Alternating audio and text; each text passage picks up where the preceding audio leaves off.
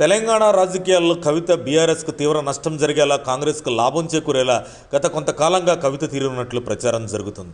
ఈ సందర్భంలోనే కేసీఆర్ కూతురు కల్వకుంట్ల కవిత కాంగ్రెస్ పార్టీలో చేరుతుందని జరుగుతున్న ప్రచారంపై తాజాగా తొలిసారి కాంగ్రెస్ పార్టీ నేతలు స్పందించారు.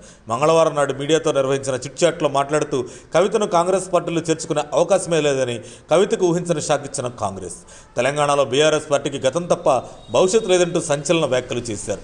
కాగా కేసీఆర్ కుటుంబ అవినీతి గురించి స్వయంగా గులాబీ అధినేత కేసీఆర్ కూతురే ఆరోపణలు చేస్తుంటే బీఆర్ఎస్ నుంచి సమాధానం లేదన్నారు.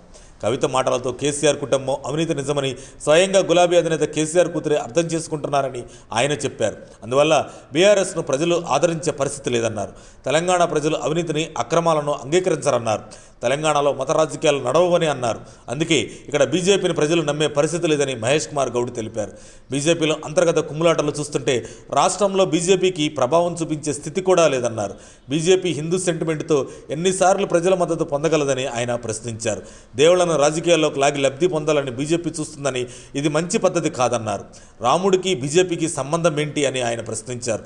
తాము హిందూ ఆచారాలను పాటిస్తామని కానీ హిందూ సెంటిమెంట్తో ఓట్లు అడగమని తెలిపారు. పిసిసి చీఫ్ మంత్రులకు సీఎంకు మధ్య ఎలాంటి గ్యాప్ లేదని మహేష్ తేల్చి చెప్పారు. ఇతర మంత్రుల శాఖల్లో ముఖ్యమంత్రి తలదోచరన్నారు. మంత్రులకు పూర్తి స్వేచ్ఛ ఇస్తున్నారని వెల్లడించారు. డీసెంట్రలైజేషన్ కోసమే మేడలంతో కేబినెట్ సమావేశం ఏర్పాటు చేస్తున్నారని పిసిసి చీఫ్ తెలిపారు. మా ప్రభుత్వం అమలు చేస్తున్న సంక్షేమ పథకాలు ఏ రాష్ట్రంలో అమలు చేయడం లేదన్న మహేష్ కుమార్ ప్రజల అవసరాలకు తగ్గట్లు మా ప్రజాప్రభుత్వం పాలన చేస్తుందన్నారు. మొదటిసారి హైదరాబాద్ బయట కేబినెట్ మీటింగ్ పెట్టడం శుభపరిణామం అన్నారు. మున్సిపల్ ఎన్నికల్లో రెబల్స్ లేకుండా చూస్తామని కాంగ్రెస్ పార్టీలో నేను అన్న పదానికి విలువ లేదన్నారు.